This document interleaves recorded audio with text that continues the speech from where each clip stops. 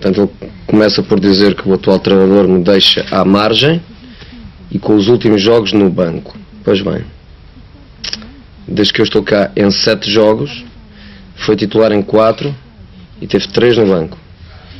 E contando com o jogo de amanhã, onde ele iria ser titular, porque ele sabia que iria ser titular, porque nos 2 treinos que fizemos à porta fechada esta semana, trabalhámos com a equipa que iria jogar e toda a gente sabia a equipa, iria transformar esse número em 8 jogos, 5 como titular e 3 no banco dos suplentes.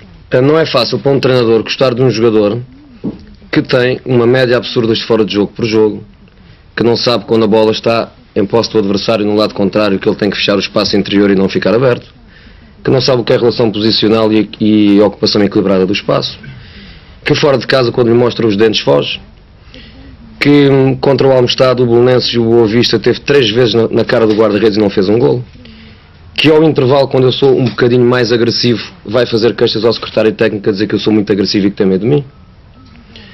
Não é fácil para um treinador gostar muito de um jogador destes, de facto.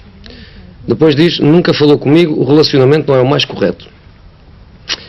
Eu tenho um livrinho onde aponto todas as reuniões individualizadas com os jogadores, os locais, as datas, os motivos, os comentários, as reações dos jogadores, os feedbacks, tenho tudo apontado. E podia estar agora aqui a especificar-vos essas reuniões, mas com o Sabre, que diz que eu nunca falei com ele, tive 7 reuniões individualizadas, não uma nem 2, 7. Agora,